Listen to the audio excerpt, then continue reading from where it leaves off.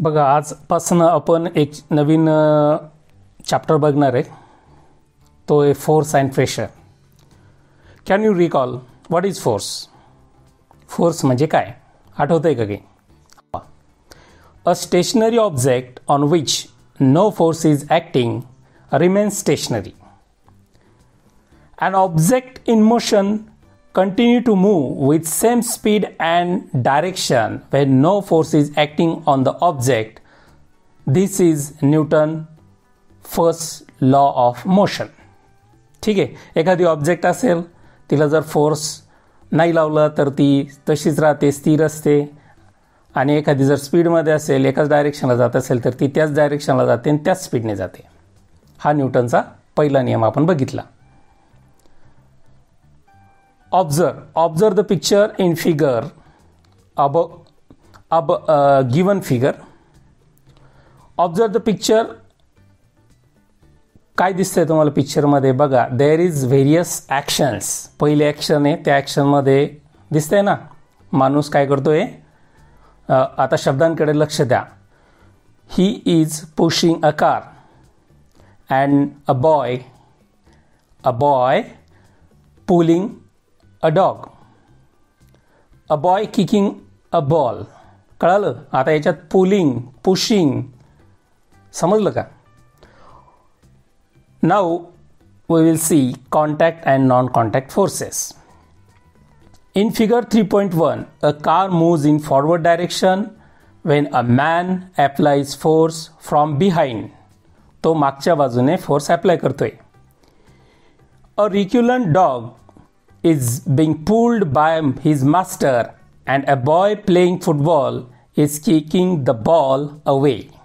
आता बघा, इथं तुम्हाला मी सांगितलं की इथं पुलिंग आणि पुशिंग आणि किकिंग या क्रिया आहेत, बरोबर. इथं सगळ्या ठिकाणी फोर्स अप्लाय केलेला आहे. What do you observe from this? A force acts on the two bodies through a interaction between them. आता दोघांमध्ये इंटरॅक्शन चालू आहे. ती कार ती म्हणते मला तसंच राहायचं, ती ढकलली जात नाही. ती पण फोर्स लावते तिथंच राहण्यासाठी, तिच्याच जडत्वामुळे, इनर्शियामुळे, बरोबर. तो डॉग काय करतोय? तो ओढतोय त्याला, परंतु तो डॉग म्हणतो मला तिथंच राहायचं आहे. म्हणजे तो ओढल्यानंतर तो ओढला जात नाही, म्हणजे इंटरॅक्शन चालू आहे. आणि बॉल आणि त्या मुलामध्ये पण इंटरॅक्शन चालू आहे, बरोबर. आता मी काही इथं तुम्हाला व्हिडिओ दाखवतो, त्या बघा. पहिला व्हिडिओ बघा, ठीक आहे. तो मी ती रिक्षा बघा, ती ढकलली जाते. नंतरच्या क्रियेमध्ये ती रिक्षा आता पुन्हा तुम्ही ऑब्झर्व ज्या वेळेला कराल ती ओढली जाते, ढकलणं, ओढणं, ठीक आहे. नंतर बघा बॉल दाखवलेला आहे आणि तो बॉल पुढे जातोय ढकलल्यानंतर. समजलं का? याला म्हणतात फोर्स. हे जे करण्यासाठी जे वापरलं आपण, जी क्रिया करण्यासाठी वापरलं, दॅट इज कॉल्ड फोर्स. आता इथं काही इव्हेंट दाखवलेले आहेत, इव्हेंट बघा. आणि ही ॲक्टिव्हिटी पण बघा. या ॲक्टिव्हिटीमध्ये बघा त्या मॅग्नेटकडे ते पिन्स ज्या आहेत त्या अट्रॅक्ट होत आहे का? काय दिसतंय बरं तुम्हाला इथं? नीट ऑब्झर्वेशन करा. मी नंतर प्रश्न विचारणार आहे तुम्हाला याच्यावरती. त्याच्यानंतर बघा हा मुलगा काय करतोय? हा बॉल ड्रॉप करतोय, बॉल टाकतोय वरून खाली. तर काय दिसतंय तुम्हाला त्याच्यामध्ये? बघा, तो बॉल खाली टाकल्यानंतर, बरोबर, त्याच्यानंतर पिन्स चिकटल्या, ठीक आहे. ही ॲक्टिव्हिटी लक्षात ठेवा. आता बघा पुढे. आता बघा इथं काही इव्हेंट दिलेले आहेत बघा, वरती बघा. हां, याच्यामध्ये बघा पिन्स काय झालेलं आहे, त्या मॅग्नेटला चिकटलेले आहे. कोणता फोर्स आहे बरं इथं? बरोबर, मॅग्नेटिक फोर्स. आता दुसऱ्या याच्यामध्ये बघा, दुसऱ्या पिक्चरमध्ये किंवा दुसरी आपण ॲक्टिव्हिटी बघा. तर ही ॲक्टिव्हिटी तुम्ही करायची घरी. कंगवा काय करायचा? केसांना घासायचा आणि कागदाचे कपटं ठेवायचे. बघा ते बरोबर चिकटतात, त्याला करून बघा तुम्ही. त्याच्यानंतर तिसऱ्या पिक्चरमध्ये बघा, मी त्या मुलाने कसा बॉल सोडला होता खाली आणि तो खाली आला होता. कळालं का तुम्हाला? आता याच्यामध्ये 3 ॲक्टिव्हिटी झालेल्या आहेत. पहिले पिन्स चिकटल्या, नंतर कागदाचे कपटं चिकटले, नंतर ते जे नारळ आहे ते खाली आलं किंवा बॉल आहे त्या मुलांनी कृतीमध्ये केल्याप्रमाणे खाली आला. In figure 3.1 force is seen to act through a direct contact of the object. आता 3.1 आकृती जी आपण बघितली, पुलिंग आणि पुशिंगची आणि किकिंगची, त्याच्यामध्ये बघा त्याच्यामध्ये आणि याच्यामध्ये काय फरक आहे बरं? हां, बरोबर. तिथं कॉन्टॅक्ट येतोय, म्हणजे तो तो माणूस जो आहे तो गाडीला पुश करतोय, तो मुलगा त्या कुत्र्याला पुल करतोय आणि तो किकिंग करतोय. तिथं ज्यावेळेला फोर्स लावला त्यांनी त्यावेळेला तिथं त्यांचा कॉन्टॅक्ट आला. आता कॉन्टॅक्ट आला म्हणून याला म्हणतात कॉन्टॅक्ट फोर्स. समजलं का? Such a force is called as contact force. कळलं का? A force is seen to act through a direct contact of object or via one more object. Such a force is called contact force. ठीक आहे. आता 3.2 आकृती बघा.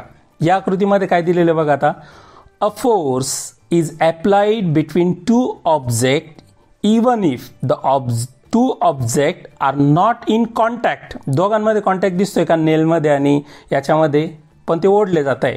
किंवा कागदाच्या कपटामध्ये आणि कंगव्यामध्ये कॉन्टॅक्ट आहे का? नाही. खाली नारळ पडतंय तिथं कॉन्टॅक्ट आहे का? नाही. तुम्ही बॉल जरी खाली सोडला, तुम्ही ॲक्टिव्हिटी घरी करून बघू शकता. Such a force is called a non contact force. इथं कॉन्टॅक्ट होत नाही. 3.1 मध्ये कॉन्टॅक्ट होतोय फोर्स ॲप्लाय करत असताना, आणि 3.2 मध्ये कॉन्टॅक्ट होत नाही. म्हणून वरचे जे फोर्स आहे ऑब्झर्वमध्ये त्याला म्हणतात, 3.1 मध्ये जे दाखवलेले त्याला म्हणतात कॉन्टॅक्ट फोर्स, आणि दुसऱ्या याच्यामध्ये जे दाखवलेले पिन्स चिकटतात आणि बॉल पडतो आणि कापटं चिकटतात, non contact force. Muscular force is an example of contact force and it is applied to the object with the help of our muscles. Muscular force, it is applied by our muscles. आपण जे ढकलतो, आपण जे हाताने कामं करतो, म्हणजे स्वतः जे कामं करतो ते मसल्स वापरून करतो ना, म्हणून त्याला म्हणतात मस्क्युलर फोर्स. आता इथं कॉन्टॅक्ट गरजेचं आहे. It is applied in several cases such as lifting, pushing, pulling. या सगळ्या केसेसमध्ये आपण काय करतो? हा मस्क्युलर फोर्स वापरतो. On the contrary, force like magnetic force, gravitational force, electrostatic force acts without contact. आता मॅग्नेटिक फोर्सला कॉन्टॅक्टची गरज आहे का? नाही. ग्रॅव्हिटेशनल फोर्सला नाही. आणि कागदाचं आणि कागदाच्या कापटाचं आणि कोंबचं जे दाखवलेलं आहे कंगव्याचं, तिथे इलेक्ट्रोस्टॅटिक फोर्स आहे.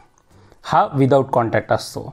हे एक्झाम्पल आहे कॉन्टॅक्ट फोर्सचे आणि नॉन कॉन्टॅक्ट फोर्सचे. आता तुम्ही अजून काही जर तुम्हाला माहिती असेल तर ते लिहा. ठीक आहे. When a ball is kept on the table and pushed a little, it moves ahead and gets slow and stop.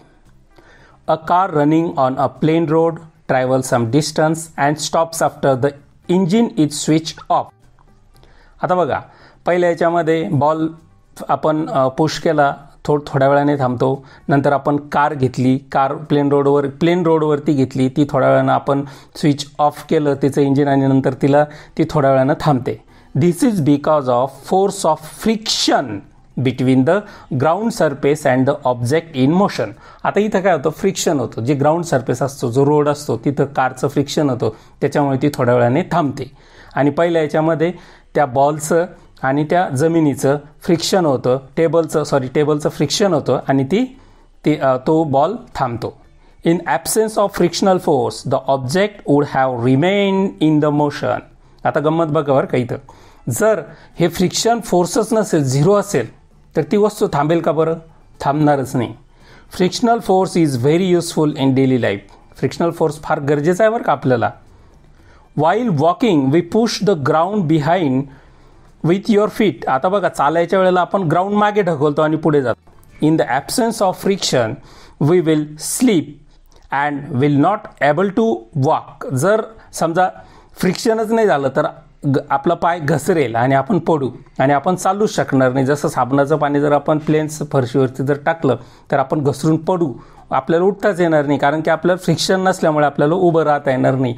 आणि चालतायच्या वेळेला आपण काय करतो? तर ग्राउंडला मागे ढकलतो ना, त्या फ्लोअरला मागे ढकलतो, ते ढकलता जाता येणार नाही आपल्याला. All the objects in the motion have frictional force acting on them, which is acting the direction opposite to the direction of the motion. आता तो डायरेक्शन, आता तो बॉल का थांबला किंवा आपण चालतो का? कारण की जे फ्रिक्शन फोर्स असतं ते अपोजिटला असतं त्याच्या, म्हणून तो त्याला अपोजिटला हे करून आपल्याला घसरू देत नाही. You must have seen that one tends to sleep over banana peel on the street. आता बघा एखादा काय होतो घसरतो बघा, का बरं? जर बनाना पडलेली असेल तर तो घसरतो, कारण की तिथं बनाना चोपडी असल्यामुळे स्मूथ असल्यामुळे तो घसरतो, तिथं ग्रीप बसत नाही, म्हणजे फ्रिक्शन होत नाही, तिथं फ्रिक्शन नसल्यामुळे मग तो घसरून पडतो. Similarly one can slip due to mud. आता मडवरती पण बघा, मड म्हणजे चिखलावरती पण आपण घसरतो, त्याचं कारण तेच, तिथं फ्रिक्शन नाही होत. Both these examples occur due to reduced friction. तर हे का बरं होतात?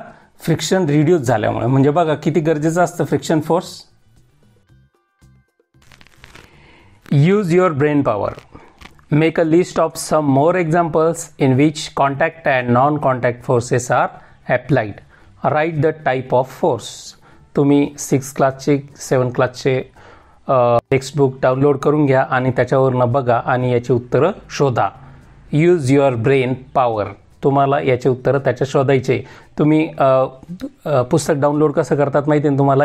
ई बाल भारतीवरती जायचं, PDF डाउनलोड म्हणून तिथं एक ऑप्शन असतं, त्याच्यावरती क्लिक करायचं आणि तिथं मग तुम्हाला सगळ्या वर्गाची पुस्तकं दिसतील. तिथं तुमचा वर्ग सिलेक्ट करायचा, तुमचं मीडियम सिलेक्ट करायचं आणि लगेच तुमचा विषय पण सिलेक्ट करायचा आणि लगेच तुम्हाला तिथं पुस्तकं दिसतील आणि ते डाउनलोड करून घ्यायची. ठीक आहे. Try this.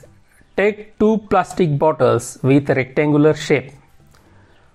Close their openings by fitting the lids tightly.